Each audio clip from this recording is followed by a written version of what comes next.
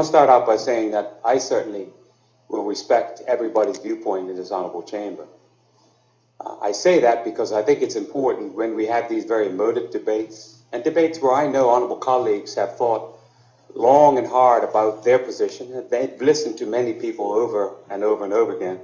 I think it's important that we make sure that we respect other people's views so we can come to the best position possible on these debates. And what is clear on this issue, that over time, throughout the world, and I'm sure throughout Bermuda, positions will change.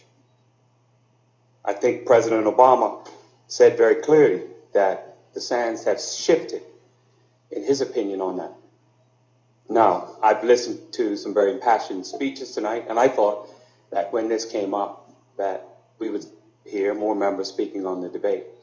And so I'm quite surprised that it seems that we're winding down at the end of this debate and members haven't spoken. And that's fine. Point of order, Madam Chair.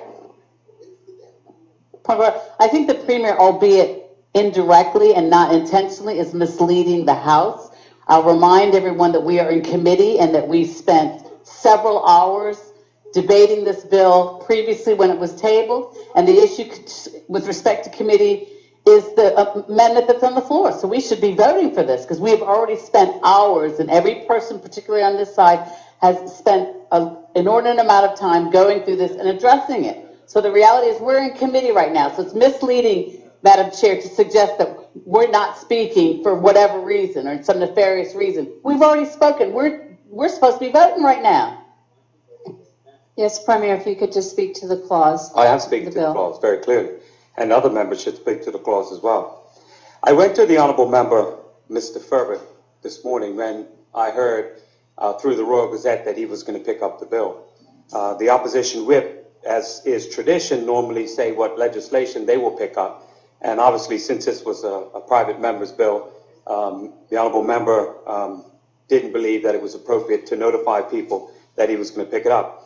And why do I mention that? Because I went to him this morning because after the referendum we had, I made it very clear that I thought that the country had opportunity to get involved in a very important democratic process. And we had to consider and take on board what people have said, in spite of individual viewpoints that we might have had. And one of the things that I did do was I reached out to pretty much everyone who was involved in that issue and said, look, let's sit down, let's see where we go from here. Because I think you recall, Madam Chair, I'm getting right to that, in stating my position on this bill today. I asked the honourable member to hold the bill over to next week.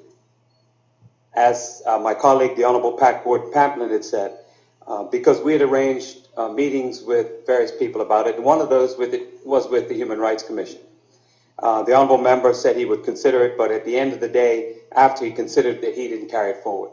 I was disappointed with that because I think as the Human Rights Commission was appointed and approved by this legislature, and they have very important work to do, it was important that we listen to what they feel about this situation at this period of time. And so my concern is, having arranged a meeting with the Human Rights Commission next week to bring this bill forward at this time and to resume a committee on it was inappropriate because it makes a mockery of any meetings that are arranged. And so I cannot support this amendment at this period of time because I believe fully in the work that the Human Rights Commission has to do. And I think as politicians, we need to give them the opportunity to listen and hear what they have to say and respect the important responsibilities we give them. Now, I've made my position very clear in this issue in public at a number of times, but also I hear honourable members interpolating on that side. I haven't done that when they spoke. But I've made it very clear that if you give a commitment to somebody on something, you're going to follow through on it. I arranged a meeting with the Human Rights Commission, and I'm not going to support the resumption of this in debate at this time to make a mockery on that commitment. Thank you.